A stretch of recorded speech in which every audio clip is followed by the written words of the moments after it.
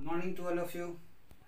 आज हम लोग देखेंगे C9 जो कि आपका पेपर होगा अधिगम के लिए आकलन यूनिट 3 से आपका है, जिसमें आज आपका टॉपिक होगा वैधता का प्रकार।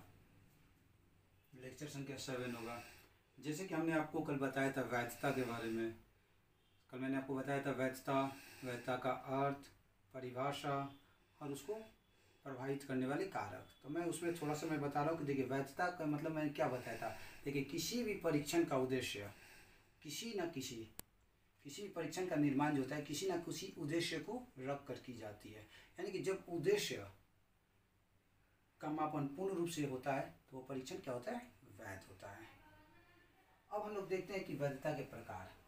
चूँकि हम देखते हैं, हम सभी ये जानते हैं कि वैधता के मुख्यतः 9 प्रकार होते हैं, जिसके अंतर्गत आता है पहला अव्यय वैधता, सेकंड में आता है अनुभवजन्य वैधता, थर्ड में आता है भविष्यवाणी वैधता, फोर्थ आता है समवर्ती वैधता, नेक्स्ट आपका 5 में आता है रूप या अनिक वैधता, नेक्स्ट आपका 6 आता है विषय वस्तु या पाठ्यक्रम वैधता, उसके बाद आपका आता है तर्क संगत वैधता, नेक्स्ट आता है अन्वय वैधता और 9 में आता है क्रॉस वैधता।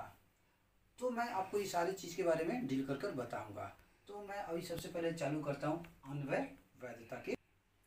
तो अव्यय वैधता के बारे में बात करते हैं। यानी कि यहाँ वैधता के प्रकार में जैसे हमने बताया उसका 9 होती है, 9 प्रकार होती है। तो पहला होता है अव्यय वैधता। अव्यय वैधता क्या है?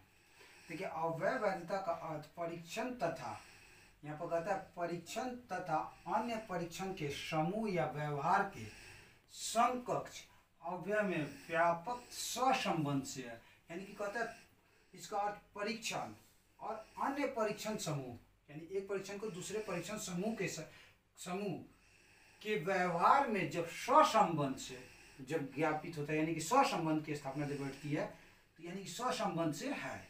इस प्रकार इस परीक्षण का मुख्य गुण तत्व या अटक से ज्ञात कर लिया जाता है। यह विधि यानी कि देखिए कौन सा विधि, अव्यय की जो विधि होती है एक विश्लेषण विधि पर आधारित होती है। यानी अव्यय की जो विधि होती है मुख्य रूप से किस पर होती है,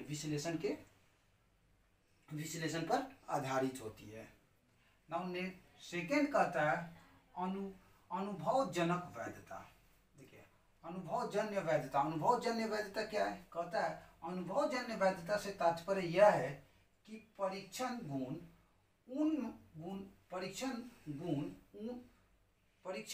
गुणों का मापन, यानी कि इससे कहता है कि अनुभवजन्य वैधता से तात्पर्य है कि परीक्षण उन गुणों का मापन किस सीमा तक करता है। यानी कि कोई भी अगर परीक्षण होता है तो उसका जो मापन किस सीमा तक करता है जिसके लिए उसकी रचना की गई है। इस बात की पुष्टि के लिए परीक्षण के व्यवहारों का सहसंबंध मापदंड व्यवहारों से ज्ञात किया जाता है। यानी कि देखिए अनुभवजन्य से क्या कहता है कि इसका जो तात्पर्य है, इस प्रकार का तात्पर्य है, इसका जो तात्पर्य है कि परीक्षण के उन गुणों के मापन से होता है जिस सीमा तक परीक्षण का आयोजन किया गया है। नेक्स्ट कहता है भविष्यवाणी वैधता। थर्ड पोजीशन पर आता है। यानी कि ये वैधता के प्रकार में पहला आपको बता दिया अव्यय वैधता, दूसरा हो जाता है अनुभवजन्य वैधता, थर्ड में आपका आता है भविष्यवाणी वैधता। देखिए भविष्यवाणी वैधता क्या है? कहता है भविष्यवाणी वैधता में किसी परीक्षण में पूर्ण कथात्मक वैधता तब तक होती है, कथात्मक यानी कोई भी परीक्षण में पूर्ण कथात्मक तब तक होती है, वैधता होती है जब इसके फलांक यानी कि जो प्राप्त जो अंक है, जब इसके फलांक किसी भावी योग्यता या सार्थक के बारे में पूर्व कथन करे। यानी कि पूर्व कथन का यानी कि कहता है यहाँ पर देखिए कि मान लीजिए कि कोई एक छात्र है, अगर वो क्लास 5 में पढ़ रहा है या क्लास 8 में पढ़ रहा है, अगर उसका मैथ्स का विषय हो गया चाहे साइंस का विषय हो गया, तो मैथ साइंस में अगर पिछली कक्षा में जितना आपका क्या कहा जाता है मार्क्स लेकर आया उसके अकॉर्डिंग फिर नेक्स्ट क्लास में अगर जाता है तो फिर अगर उसी एवरेज का अगर मार्क्स उठाता है तो क्या होता है, उसका भविष्यवाणी वैधता होता है। तो वही यहाँ पर कहता है कि किसी परीक्षण में पूर्व कथनात्मक वैधता तब तक होती है जब इसके फलांक किसी भावी योग्यता या समर्थक के बारे में पूर्ण कथन करे। जैसे मैंने आपको एग्जांपल देता, जैसे विज्ञान में 8वीं कक्षा का छात्र यानी कि विज्ञान अगर परीक्षा हो रहा है उसमें 8वीं कक्षा का छात्र यदि अच्छे अंक प्राप्त करता है, मैं छोटा सा एक आपको उदाहरण देता हूँ, अच्छे अंक प्राप्त करता है तो परीक्षण की भविष्यवाणी वैधता उस समय होगी, कब होगी, जब छात्र आगामी कक्षाओं में उसी प्रकार का अंक प्राप्त करे। यानी कि देखिए भविष्यवाणी से क्या होगी, यानी कि पहली कक्षा के बाद जो छात्र अंक प्राप्त किया अगर उसी अकॉर्डिंग अगर वो नेक्स्ट कक्षा में अगर वो अंक की प्राप्ति करता है तो क्या होता है, उसकी भविष्यवाणी वैधता होती है। 4 आपका कहता है समवर्ती वैधता, आता है समवर्ती वैधता। देखिए समवर्ती वैधता क्या है, देखिए समवर्ती वैधता कहता है किसी परीक्षण में समवर्ती वैधता तब होती है, यानी कि कोई भी परीक्षण में समवर्ती की वैधता तब होती है जब वह योग्यता का मूल्यांकन करे। यानी कि योग्यता का मूल्यांकन से क्या तात्पर्य है, यहाँ पर कहता है योग्यता, यानी कि वो देखे कि सच में वो उसके योग्य है या नहीं।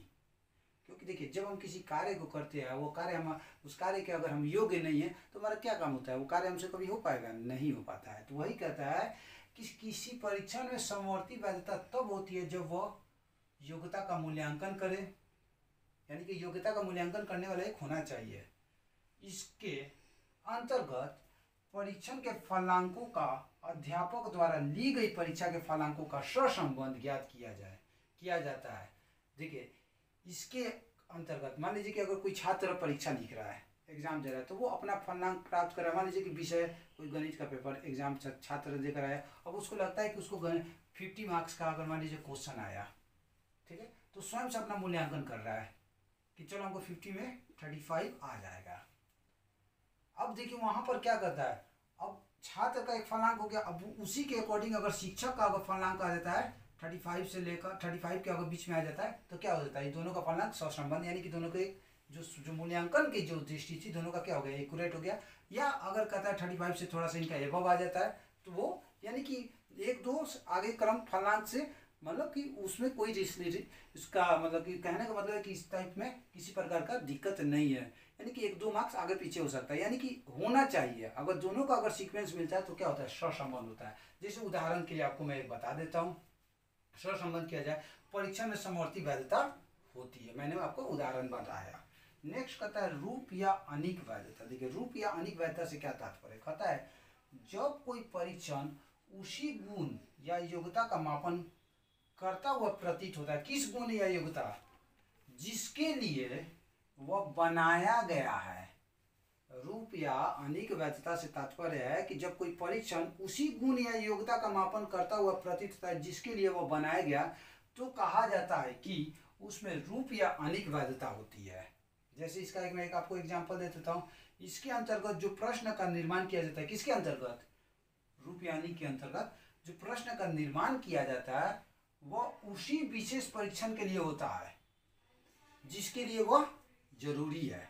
जैसे कि मान लीजिए कि अगर टीचर की परीक्षा हो रही है, आजकल हम लोग देखते हैं सीटेट की परीक्षा होती है, स्टेट की परीक्षा होती है, तो क्या होता है, अगर टीचर की परीक्षा हो रही है तो अगर टीचर की परीक्षा के अंतर्गत अगर उसी के लायक यानी कि शिक्षक के परीक्षा के अंतर्गत शिक्षक के विद्यालय के अंतर्गत जो प्रश्न पूछे जाते हैं तो क्या कहला गया यहाँ पर, रूप या अनिक वैधता कहलाती है। या जैसे अगर आर्मी का एग्जाम हो रहा है तो आर्मी के एग्जाम में अगर मान लीजिए कि आर्मी का एग्जाम अगर लिया जा रहा है उसके अंतर्गत जो मैथ्स की परीक्षा हो रही है तो क्या करना चाहिए, वो आर्मी से ही रिलेटेड होना चाहिए कि उसको बनाने में भी आसानी हो और अच्छे से कर सके।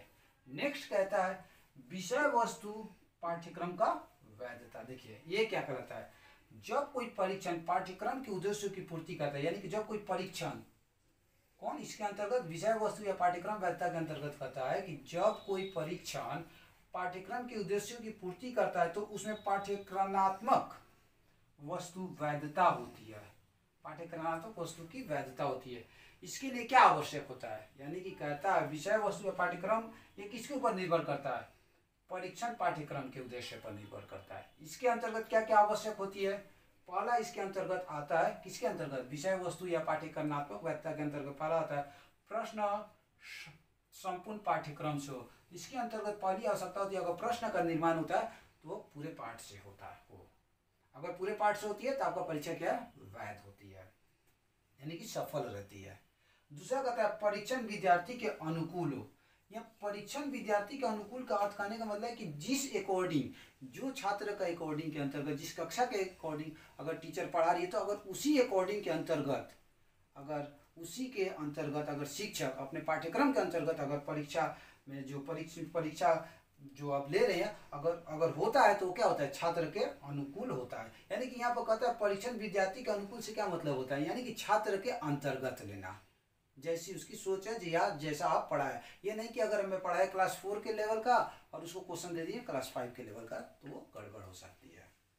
तीसरा कहता है विषय वस्तु पाठ्यक्रम से सम्मिलित हो, यानी कि जो अगर हम विषय पढ़ा रहे हैं और उसके अंतर्गत अगर मान लीजिए कि विषय वस्तु, अब उसके अंतर्गत अगर हम किसी चीज़ का प्रयोग कर रहे हैं तो क्या होना चाहिए, पाठ्यक्रम से संबंधित होना चाहिए। अगर पाठ्यक्रम से संबंधित नहीं तो क्या होगा, वो हमारा वैध नहीं होगा, यानी कि वो बेकार हो जाएगा। तो इसके अंतर्गत यानी कि इसके विषय वस्तु के अंतर्गत थर्ड पॉइंट कहता है जो हमारा विषय वस्तु होगा वो पाठ्यक्रम के सम्मिलित हो। नेक्स्ट कहता है प्रश्नों की भाषा छात्रों के स्तर का हो। देखिए कभी कभी हम लोग ये देखते हैं कि शिक्षक के द्वारा जो प्रश्न का निर्माण किया जाता है क्या होता है, वो छात्रों के सोचने समझने से ऊपर चले जाता है। तो उसमें क्या हो जाती है, बहुत सारी समस्याएं उत्पन्न होती है शिक्षक और छात्र के बीच। छात्र प्रश्नों को पूर्ण रूप से समझ नहीं पाते हैं तो क्या करते हैं, वो चाह कर भी नहीं बना सकते हैं। तो इसीलिए शिक्षक का यह दायित्व होता है कि जो भी प्रश्न का निर्माण करे वो छात्रों के भाषा के अंतर्गत करे, यानी कि जो छात्र जिस लायक समझ रहे हैं, जिस कक्षा के लायक है, उसी के अकॉर्डिंग प्रश्न का निर्माण करें। और जिसमें भाषा की जो क्या होती है, भाषा पूर्ण रूप से शुद्ध हो, यानी कि भाषा की शुद्धता पर विशेष ध्यान देना चाहिए। नेक्स्ट कहता है प्रत्येक भाव का महत्व सीमित मात्रा में होता है, यानी कि प्रत्येक भाव किसमें, यानी कि नेक्स्ट कहता है पाठ्यक्रम में प्रत्येक भाव का महत्व सीमित होना चाहिए। अब मान लीजिए कि अगर पाठ्यक्रम अगर हम कर रहे हैं, अगर पाठ्यक्रम अगर आपका निर्माण हो रहा है तो उसमें जो भाव होता है एक सीमित मात्रा में हो। अब ज़्यादा भी दे देते तो हमारा बोर हो जाती है, नीरस हो जाएगी, कम देते हैं तो भी बेकार हो जाती है, यानी कि पूर्ण रूप से नहीं होती है। तो एक सीमित मात्रा में, यानी कि इतनी मात्रा में रहनी चाहिए कि क्या कहते हैं शिक्षक और छात्र दोनों के बीच में एक रिलेशन बना रहे। नेक्स्ट आता है तर्क संगत वैधता। देखिए तर्क संगत वैधता क्या है, जब परीक्षण में ऐसे ही प्रश्न पद सम्मिलित किए जाते हैं, यानी कि परीक्षा में ऐसे प्रश्न पद सम्मिलित किए जाते हैं जो उन्हीं योग्यताओं की मापन करते हैं, यानी जिनके मापन हेतु परीक्षण बना, यानी कि इसके अंतर्गत जो भी परीक्षण प्रश्न पद होते हैं वो उन्हीं योग्यताओं की मापन करते हैं जिसके लिए वो क्या होता है, परीक्षण बना हुआ है, यानी कि जिसके अंतर्गत बना हुआ है। क्योंकि देखिए अगर मान लीजिए कि अगर क्लास 4 का एग्जाम हो रहा है और क्लास 4 के अकॉर्डिंग अगर हम क्लास 2 का क्वेश्चन अगर क्लास 4 को दे देते हैं तो क्या होगा, वो नहीं बना पाएगा बच्चा। अगर क्लास 4 के बच्चे को अगर हम क्लास 8 का क्वेश्चन दे देते हैं तो वो नहीं बना पाएगा। अगर क्लास 8 के बच्चे को अगर हम क्लास 4 का क्वेश्चन देते हैं तो वो बना लेगा। तो बना क्यों लेगा, क्योंकि ऑलरेडी वो पढ़ाते इसके अंतर्गत, यानी कि वो क्या होगा, वैध नहीं रहता है। यानी कि वही कहता है कि प्रत्येक, यहाँ पर कहता है जब परीक्षण में ऐसे ही प्रश्न पद सम्मिलित किए जाते हैं जो उन्हीं योग्यताओं की मापन करते हैं जिनके लिए मापन हेतु परीक्षण बनाए, तो उसे क्या कहते हैं, तर्क संगत वैधता कहेंगे। नेक्स्ट कहता है अन्वय वैधता। अन्वय वैधता क्या होता है, प्रत्येक परीक्षण का उद्देश्य किसी क्षेत्र में संबंधित योग्यता का मापन करना। यानी कि देखिए कोई भी परीक्षण होता है तो उसका क्या होता है, मैंने बार बार बता रहा हूँ कि उसका कोई उद्देश्य होता है, क्योंकि उद्देश्य की पूर्ति को रख कर ही क्या कहा जाता है, किसी परीक्षण का या किसी भी कार्य का निर्माण किया जाता है। तो वही कहता है प्रत्येक परीक्षण का उद्देश्य किसी क्षेत्र से संबंधित योग्यता का मापन करना है। इस योग्यता की व्याख्या किन्हीं संबोधों के आधार पर करनी होती है। ये संबोधि अन्वय के नाम से पुकारे जाते हैं। यानी कि जो कहता है जो परीक्षण का जो उद्देश्य होता है, अगर जो परीक्षण का जो संबंध अगर उद्देश्य पर निर्धारित होती है, अगर उद्देश्य के अंतर्गत होती है तो क्या होता है, वो अन्वय वैधता कहलाता है। नेक्स्ट कहता है क्रॉस वैधता। क्रॉस वैधता से क्या तात्पर्य, कहता है क्रॉस वैधता से तात्पर्य किसी परीक्षण को पुनः स्थापित करने से लिया जाता है। पुनः स्थापित करने से यानी कि फिर से। प्रत्येक परीक्षण का निर्माण कुछ विशेष उद्देश्यों की पूर्ति हेतु किया जाता है। यहाँ भी आपका कहता है अन्वय के अंतर्गत, और ये क्रॉस में भी, यानी कि देखिए यहाँ भी कहता है कि प्रत्येक, यहाँ पर क्लियर आपका करता है कि प्रत्येक जो भी परीक्षा होती है कुछ विशेष उद्देश्य की पूर्ति हेतु किया जाता है, और इसी वैधता और इसकी वैधता उन उद्देश्यों या परिस्थितियों के अनुसार सुनिश्चित किया जाता है। यानी कि जब जो परीक्षा हुआ अगर उसके अकॉर्डिंग अगर उसका मार्क सुनिश्चित किया जाता है तो वो क्या होता है, क्रॉस वैधता। जैसे मैं इसका एक एग्जाम्पल दे देता हूँ। अगर मान लीजिए कि आज से 10 साल पहले बहुत, अगर कंप्यूटर था, कंप्यूटर का आज से 10 साल पहले जो भी होती थी क्या होती थी, उसका बहुत ज़्यादा नाम होता था, लोग सीखते थे, तो उसके बाद में क्या लोग उसको ज़्यादा जानने का कोशिश करते थे, उसके अकॉर्डिंग जो भी परीक्षाएं होती थी, तो जो भी परीक्षा दी उसमें उसका नाम कम होता था। और उसी समय के अंतर्गत यानी कि 10 साल पहले उसका जो भी आपका जो फलनांक जो प्राप्त होती थी उसी के अंतर्गत होता था। लेकिन अगर वही परीक्षा अगर आज हो रही है तो क्या होगा, आज वर्तमान के अंतर्गत उसका फलनांक प्राप्त होगा। यानी कि जिसमें उसका आज से 10 साल पहले जिसका उस कंप्यूटर परीक्षा का या पर कंप्यूटर के बारे में अगर लोगों की जो जानने की जितनी ज़्यादा चेष्टा थी, आज वो क्या हो गया, कम हो गई है। सो आज हम लोगों ने माय डियर स्टूडेंट, आज हम लोगों ने देखा वैधता के प्रकार, जो कि हमने आपको वैधता के 9 प्रकारों को बताया। So thank you, have a nice day.